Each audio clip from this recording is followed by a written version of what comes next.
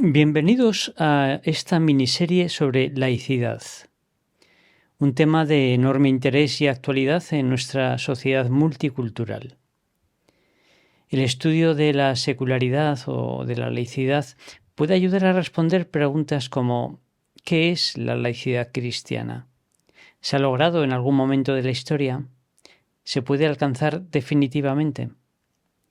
¿Cuáles son las causas de la actual secularización?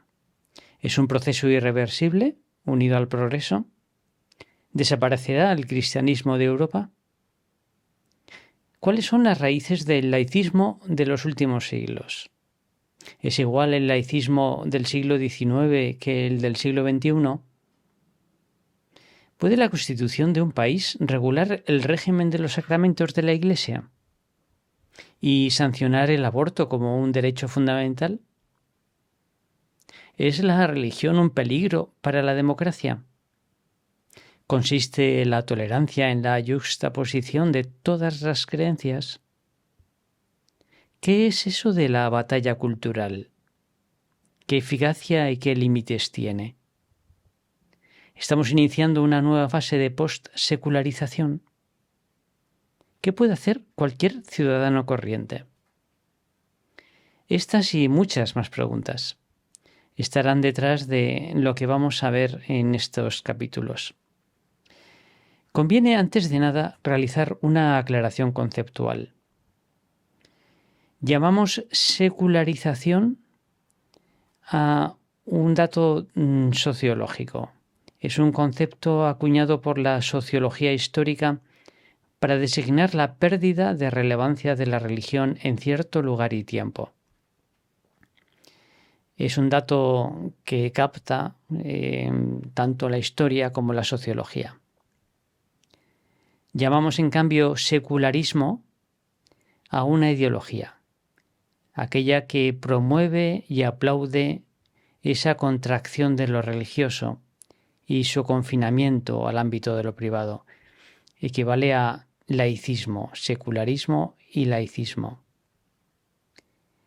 Y llamamos, en cambio, secularidad al reconocimiento de la legítima autonomía de las realidades temporales y religiosas y de la consiguiente separación funcional del Estado y la Iglesia. Secularidad equivale a laicidad. Así que conviene distinguir estos tres conceptos fundamentales. Secularización, que es un proceso histórico y sociológico. Secularismo, que es una ideología. Y secularidad, que es el reconocimiento de la legítima autonomía de lo temporal y lo religioso. La presente miniserie consta de 5 capítulos. Veremos en primer lugar la historia, la larga marcha hacia la secularidad, hacia la laicidad. En segundo lugar, veremos el secularismo, el laicismo, las 3 olas que ha habido en el último siglo. El tercer capítulo tratará de lo que pasa hasta ayer, hasta ahora mismo, la religión secular. En Occidente se ha instalado una religión sin Dios. En el cuarto capítulo echaremos un vistazo a la batalla cultural. Y acabaremos en el quinto, y quizá más sorprendente y propositivo, con el individuo y el todo, el papel de cada uno de los ciudadanos cristianos en este momento histórico y social.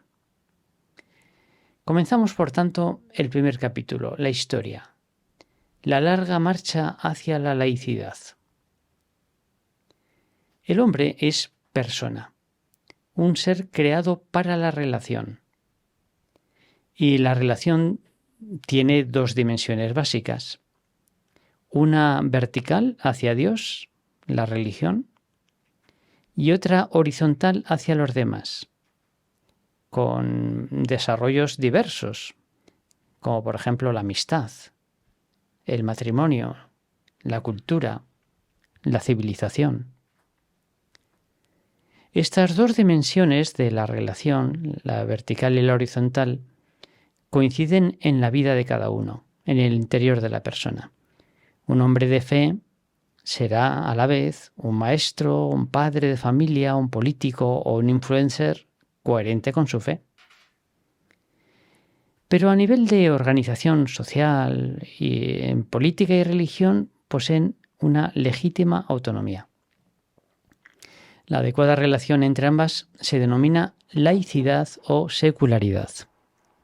Por el contrario, la subordinación de la dimensión religiosa a la política se denomina laicismo o secularismo, como hemos dicho, y el de la política a la religión, teocracia.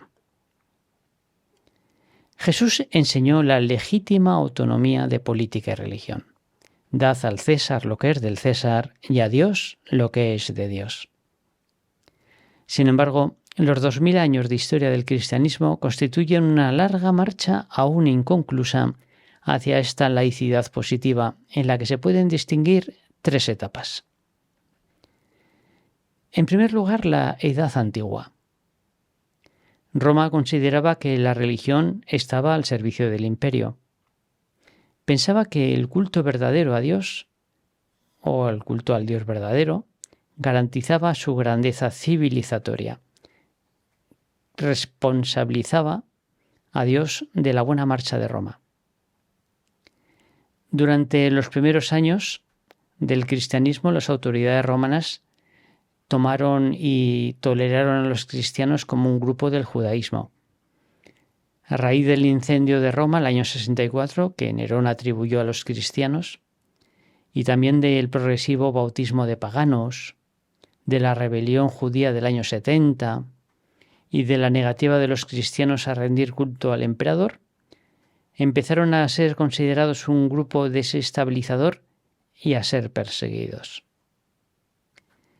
Transcurrieron así 10 grandes olas de persecuciones, que causaron martirios masivos. Y el año 313, el emperador Constantino otorgó libertad de culto a los cristianos con el Edicto de Milán. Poco después, el año 380, el emperador Teodosio declaró al cristianismo religión oficial del imperio mediante el Edicto de Tesalónica. Como consecuencia, se prohibió el culto a los dioses paganos y se destruyeron sus templos y libros. Esa conexión entre el imperio y la religión se había dado la vuelta. El paganismo oficial de Roma hacía perseguir a los cristianos. El cristianismo oficial de Roma llevó a perseguir a los paganos. Por eso, cuando en el siglo V Alarico saqueó Roma, hubo quien culpó al cristianismo, puesto que se había integrado plenamente en las estructuras del Estado y el obispo de Roma pasó a ser una figura clave en la organización política también. Tuvo que ser San Agustín quien disolviera el peligroso nexo entre imperio y religión, recordando que política y religión poseen una legítima autonomía. Esta primera fase, presidida por el imperio, la religión estaba al servicio del imperio, dejó paso a una segunda etapa medieval. Después de la caída del imperio, con la Edad Media, se puso un planteamiento confesional de lo político. Solo la verdad tiene derechos, la mentira no. Por tanto, el reino terreno está al servicio del celeste. El protagonismo de este planteamiento no era la ciudad terrena, no era el imperio, sino que era la verdad. Carlomagno asumió la misión de restaurar la unidad del antiguo imperio romano, a la vez que la de reformar y fortalecer a la Iglesia.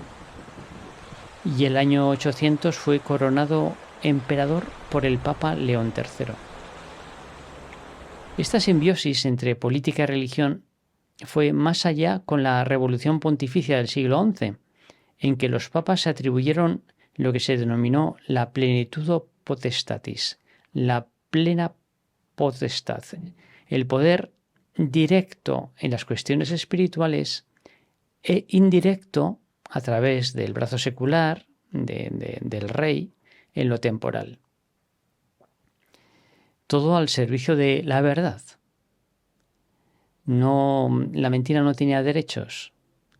Luego, tanto la salvación y lo espiritual como la organización de manera indirecta, pero también la organización temporal, correspondían a los papas. Esta organización de la cosa pública se fragmentó en el siglo XVI con los estados territoriales y con la Reforma protestante. Surgieron entonces las tremendas guerras de religión que solo se terminaron acuñando una fórmula convencional, cuius regio eius religio. Según la religión del rey, los ciudadanos, los súbditos, serían o católicos o protestantes. Este es el tránsito de la cristiandad medieval a los estados absolutistas, unos católicos y otros protestantes. Bien, esto duró hasta la Edad Moderna y se denomina modernidad a esa etapa que comienza con la Ilustración y la Reforma y desencadena un proceso de emancipación de todo el orden anterior de la Edad Media. El movimiento liberal persiguió la separación de la Iglesia y del Estado, el confinamiento de lo religioso al ámbito subjetivo y privado y la interpretación técnica y mecanicista del cosmos. Los papas, desde León XIII hasta Pío XII, fueron hostiles a la modernidad por su carácter inmanentista y revolucionario, pero también por el deseo de mantener el orden interno de sus estados y asegurar su soberanía temporal. El devenir de la historia había hecho, a lo largo de tantos siglos, que se olvidara la legítima autonomía de las realidades temporales. Por eso el Concilio Vaticano II se vio en la necesidad de recordarla. En su Constitución Gaudium et Spes declara: si por autonomía de las realidades temporales se entiende que las cosas creadas y las sociedades mismas tienen sus propias leyes y valores, que el hombre debe descubrir, emplear y organizar, es totalmente legítima. No solo eso, sino que responde a la voluntad del Creador. Hasta aquí la Gaudium et Spes. La Iglesia y el Estado tienen fines distintos. La Iglesia se ocupa de la salvación eterna y el Estado del bien común temporal.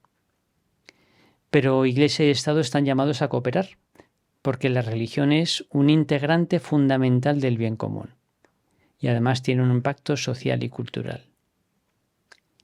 El mismo Vaticano II, en su declaración sobre la dignidad humana, cambió el enfoque medieval de la relación entre política y religión desde los derechos de la verdad a los derechos de la persona. Y formuló estos dos principios fundamentales que constituyen lo que puede denominarse laicidad cristiana. 1. Todos los hombres gozan del derecho natural a vivir de acuerdo con su conciencia y su religión. Y 2. El Estado debe favorecer la vida religiosa de sus ciudadanos sin dirigirla ni impedirla. Bien, hasta aquí este primer capítulo, esta larga marcha hacia la laicidad cristiana, en la que se pueden distinguir esos tres grandes momentos que coinciden además con las tres grandes edades. La edad antigua, que ponía el acento de la relación entre lo político, lo público y la religión en los derechos del imperio. La Edad Media, en la cristiandad, que se apoyaba esa relación en los derechos de la verdad. Y finalmente, la última etapa, que comienza con la modernidad y hasta la formulación más explícita de la laicidad positiva en el Concilio Vaticano II, que se apoya y pone el foco en los derechos de la persona. Veremos en el siguiente capítulo cómo esto último sigue siendo todavía un proyecto y no se ha logrado, sino que más bien nuestra situación actual viene de un último proceso de varios siglos, pero muy intensos, especialmente los últimos 100 o 125 años, de laicismo o secularismo.